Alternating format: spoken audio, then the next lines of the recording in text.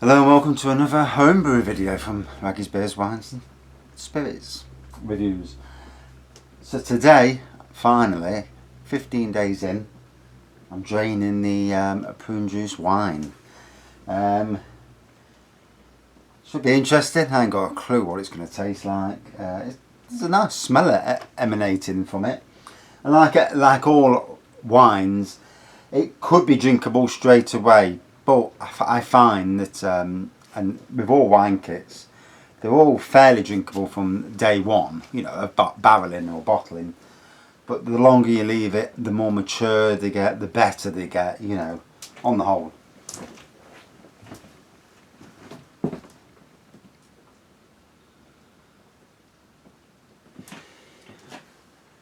So, toilets at the ready. Fresh toilet rolls in there just in case, because, you know, if I have to batter the pan later, you know, it's, well, I'm ready for it. And it might be good in the long run, you know, if that is what happens. I mean, I'm not sure, obviously. You know, if the element that makes you good, you know, on the house, on the toilet, is still in after fermentation. I'm not sure. I've read lots of stories on the internet, and it doesn't seem to be an issue. Although, obviously, there's lots of piss taking as it were, you know. So I'm at about 13 litres for it to, you know, for it to, what's the word, drain.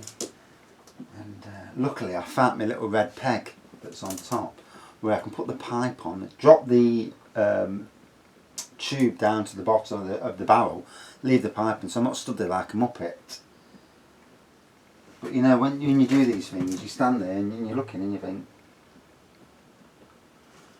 is it down far enough? Because obviously you can't risk stopping the when you're draining it, you know.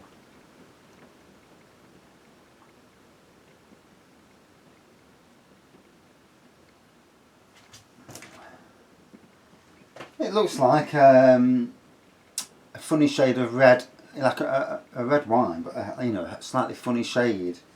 I mean, when I first put it into the you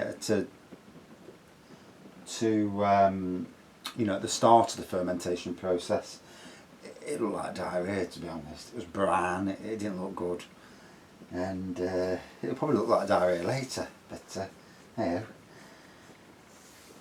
So today, after this, I'm going in.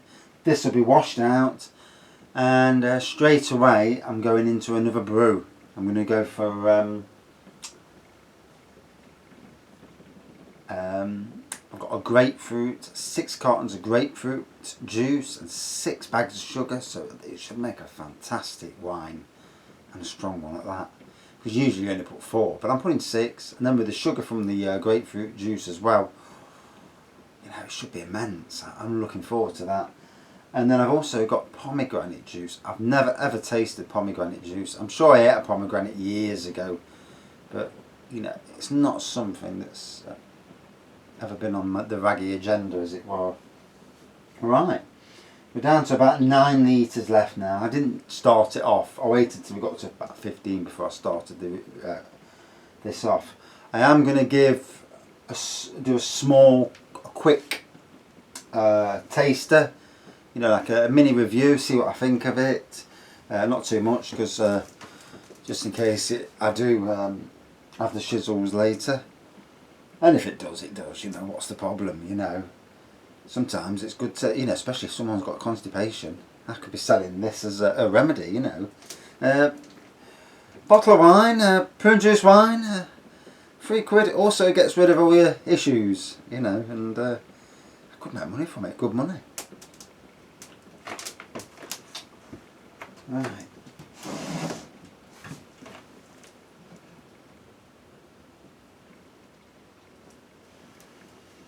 Can't wait to, you know, to get to try it. And 2 brews on straight away. That'll possibly be the last homebrew brews of the year, although I'm still looking at doing a rhubarb and ginger. I've got rhubarb in the garden, quite a bit of rhubarb in the garden that I'm going to cut back soon, and harvest the stalks, and again use 6 kilos of sugar. That might be a thing for 2 weeks' time. 6 kilos of sugar, and get ginger root as well, and make a rhubarb and ginger wine. I'm not sure how it'll come off, but yeah, it should be interesting, you know. I don't know if I'm going to have to use raisins in there as well. The less other bits and bobs I have to put in, the better. I think the rhubarb and the ginger balancing against each other with a good amount of sugar should be enough. Right. Now, I can't see where.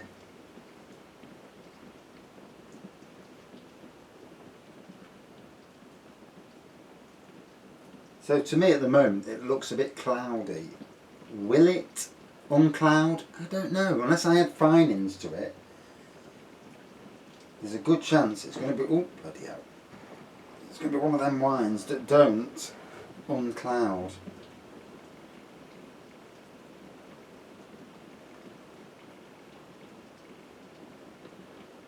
But like anything, once it's been in the barrel for a few weeks or a month, you know, it's going to settle down anyway.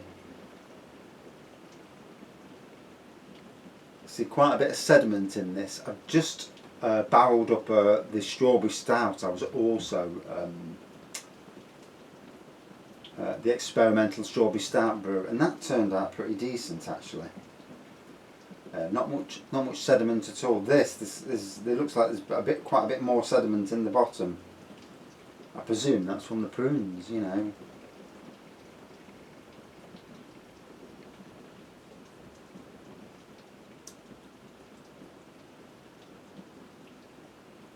Just waiting for these last few litres now to go.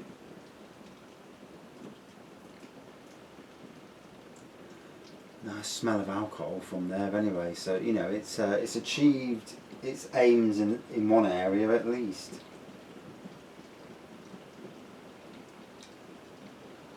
It's always these last few bits that, you know, take a while to go down. Bloody weather. Yesterday it was like a really gorgeous summer's day. Today, autumn. Bloody chucking it down. It's miserable.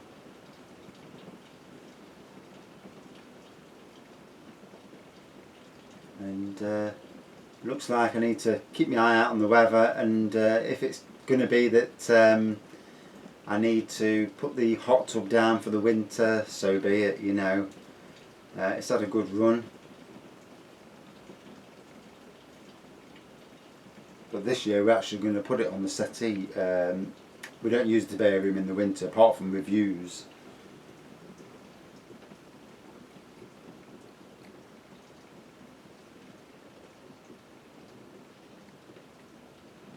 You know, the sediment looks like shite. I'm not joking. It's brown, and it just looks like sloppy shite. Oh dear. I mean, the key thing is, what does it taste like? You know, that's the main thing. Am I going to get a plum wine from it?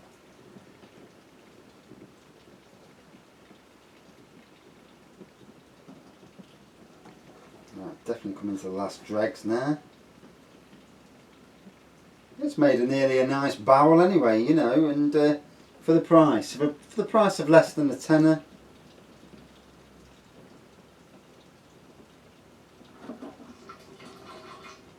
And there we go. So yeah, for the price of, you know, just less than a tenner. That's it. Right. So.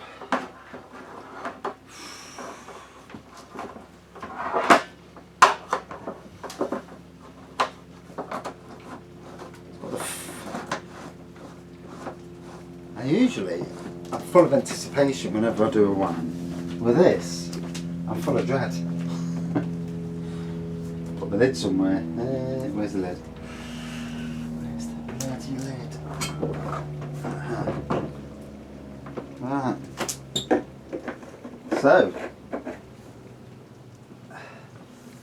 20 litres of prune juice wine. Let's give it the taste.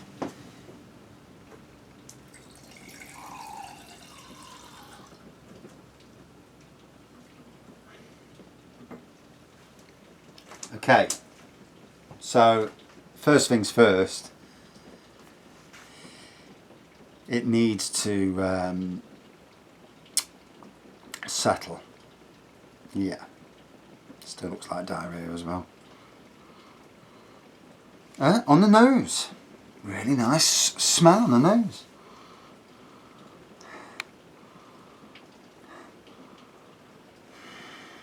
Now, is that the plum? It's got to be the plum, hasn't it? Because there's nothing else gone in, so. Okay, so that's different. It's not bad, isn't it? Plum on the nose.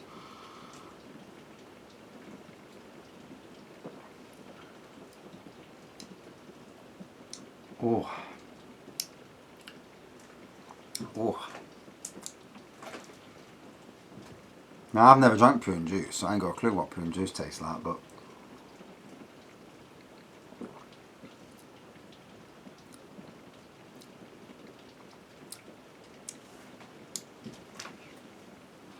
There's a taste of not sweet plums, but not like a sour plum taste to it, with quite a harsh back end. Bearing in mind, it's, you know, it's day one. It's got to settle in the barrel, and that's going to be a month, you know, just in the barrel. Just God knows where I want to put it. But there's a very nice fruity taste to it. I won't put it on par with commercial wines, obviously. But for cheap and cheerful wine, it does look terrible though. I mean, it looks like, you know, brown. It's not the most awe-inspiring of colours. Should I have had finings? Yeah, maybe just to get the to clear it. But I did this last year with rhubarb wine, and it was hazy as hell to start off with. And then after so many bottles, it filtered itself out, you know, and it turned out to be a very good wine. So I'm not always worried, you know.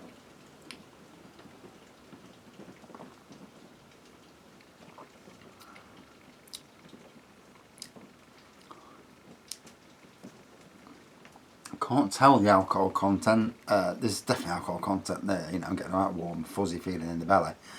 I'm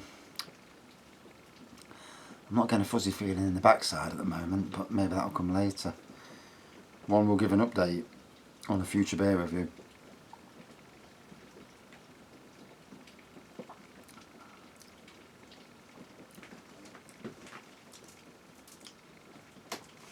So, the only thing I can compare it to is the plum porters from St. Peter's and Titanic. Whereas it's more of a sweet plummy taste with them. This to me is definitely a more tart taste. It's different. It looks totally vile. Looks wise, it does not look good. It's got a clear. So once it clears, it should be more interesting, you know.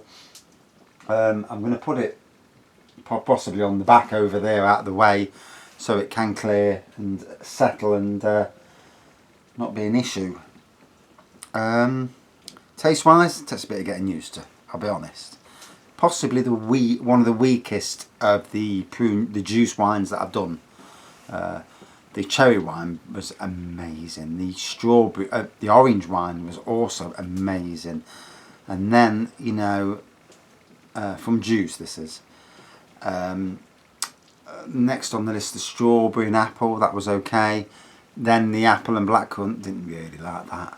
And finally the blueberry, although the blueberry, once it aged, it was quite nice. So, you know, like anything, some of them are alright from day one. The cherry was alright from day one. That was immense. Fantastic wine, you know. And I only used 4 cartons of that 4 cartons of juice and 4 bags of sugar. Didn't add anything else. So, you know, it really did box above its weight. I used 6 cartons with this. And I think, like the orange, there's when I did the orange juice, there's sediment in it. And with the orange juice wine, I left it for a long while. I didn't really fancy it, to be honest. Just like I'm not really fancying this at the moment.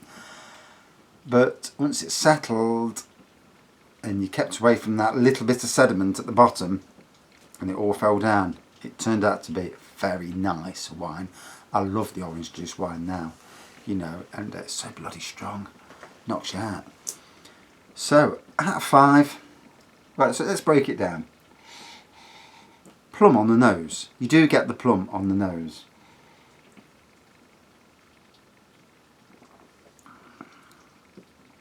On the taste, not sweet.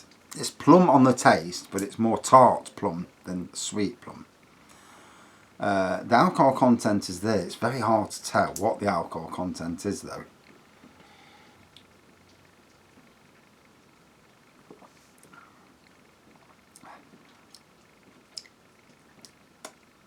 So, obviously it looks disgusting, you know. I'm not going to be honest about that.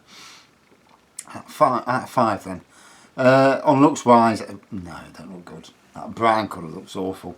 Would I do it again? Probably not. No, unless it amazes me and turns out to be a fantastic wine. We'll see, you know, there's no, it's got to mature. Taste wise, I find it a little harsh at the moment, and whether my backside will feel a bit harsh later. I think just talking about it's making me feel a bit queasy. Yeah, taste wise,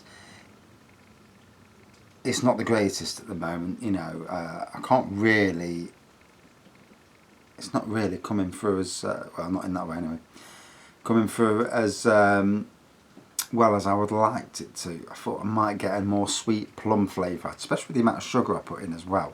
So, you know, as an experiment, you know, I think it's going to be one of them where we're going to see in future course. Out of 5 then, I'm going to give it about a 3.2 out of 5. Quite a low score, because at the moment, it's not great at the moment, you know. Am I going to chuck it? Hell no. Let it have a feeling that once it settles and once it ages, that it could be an interesting wine. And at the end of the day, I'm not chucking it. Yeah, definitely sediment in there. Should I use finings? I'm not going to, because I didn't use finings on any of the others. So, you know, not even the rhubarb wine. I want to see how it does it on its own, how it clears. And the thing with all wines and beers as well, that they should clear themselves eventually. Right, that's enough from this review, and we'll see you soon. Cheers.